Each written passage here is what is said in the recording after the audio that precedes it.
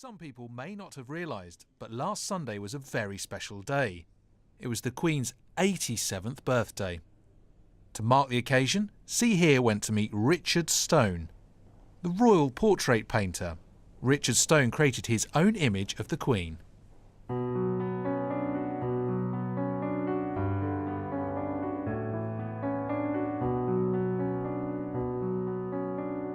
I love painting, I love my work, and I just never thought of anything else.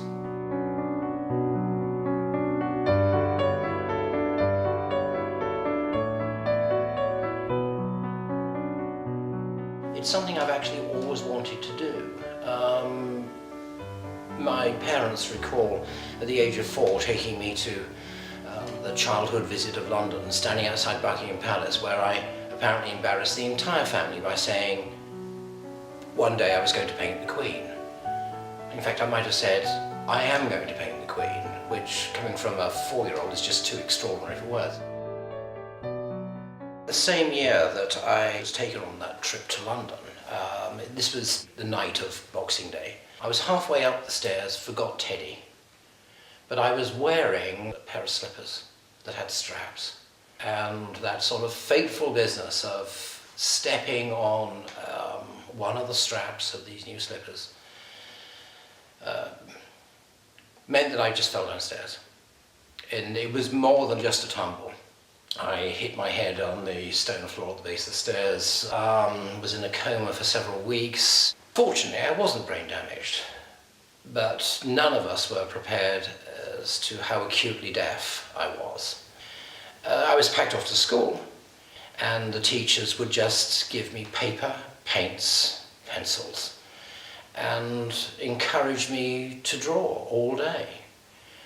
Well, I'd always wanted to become a painter, so in many ways it was wonderful. In other ways it was a way of sort of coping with being so totally isolated, and I just drew all the time. And I suppose that's really where it started. It was my very good fortune to meet Sir Gerald Kelly, who had been president of the Royal Academy. He was then in his mid to late 80s, and I was still a tender youth and was just 14. And of course he brought painting royal portraiture to life for me. And I suppose in many ways that was a turning point. Remembering the advice that he'd given me, which was, just because I think that you're quite a good painter, don't think that people will come flocking to your studio to find you. You more than likely will have to go out and knock on people's doors. Well, bearing in mind that Sir Gerald had said that Queen Mother was his favourite sitter, I thought that I should contact her. So my call was picked up by Lord Adam Gordon, the Grand Chamberlain of the Queen Mother's court. I said, Lord Adam, I want to paint the Queen Mother's portrait.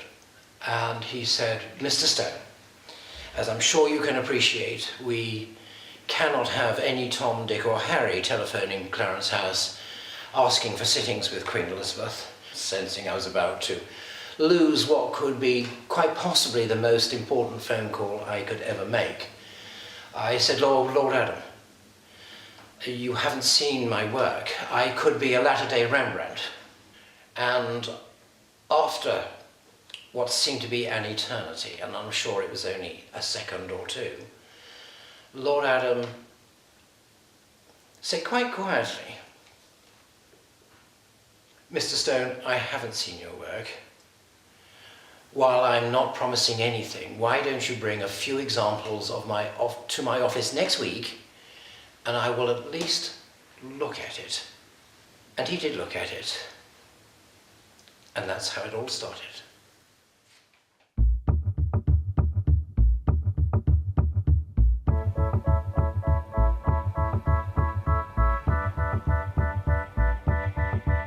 Through my work, I meet really interesting people. I meet very famous people, and I meet people who are not famous, but everyone has a story to tell, so that's an inspiring bit. Richard has painted hundreds of people during his career, including leading garden designer Beth Chatto. I became very familiar with the garden when I was asked by Beth's husband to paint her portrait. And of course, getting to understand Beth was getting to understand the garden. Most times I try and see my sitters before the portrait starts, either in their offices or at home or somewhere where they feel most at ease. It's important that I have this time with them in order that I can get a sense of who they are, what things matter to them, and to really sort of see them at their most relaxed. Well, of course, the marvellous thing about painting Beth Chatto is actually being with her in her garden. And that was a real bonus because wherever you look, one experiences an aspect of Beth's personality. One sees her working as an artist, painting with plants and colour in a way that I would use my paintbrush to drag paint across a canvas.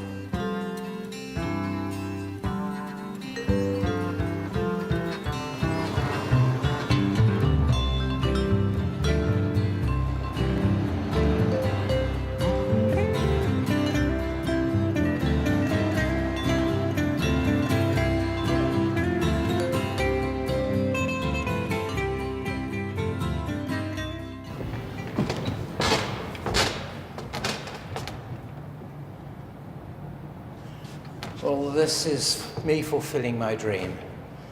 From the little 4-year-old to whatever age I was in 1989, this was the dream picture.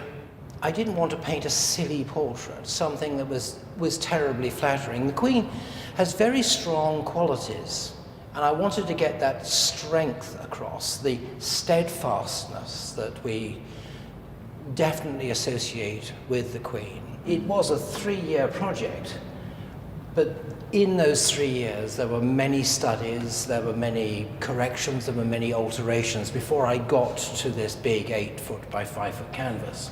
Then when the picture was finished and I'd sort of given it the final brushstrokes, and we were saying our goodbyes, and the Queen went to the door and took one final look at the picture.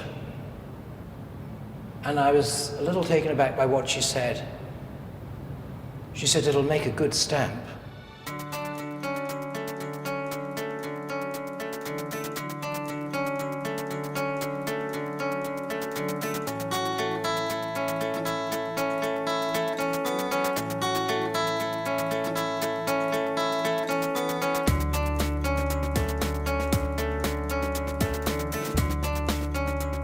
Who has made the biggest impact on me? Well, in many ways, it comes down to, I suppose, Mr. Mandela, a giant amongst men, really. I mean, the most extraordinary human being. He had been on my wish list for many, many years.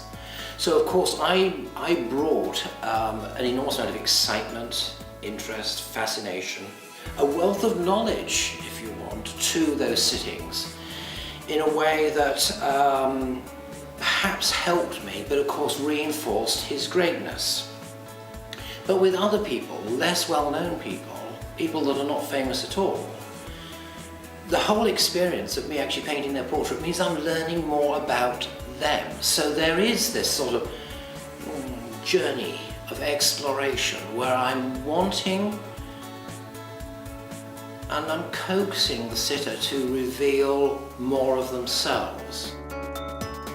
Richard has used his talent to touch the lives of people further afield, running art shops for children affected by HIV in Africa and helping them raise over £20,000 selling the artwork they produced in a gala auction at the House of Commons.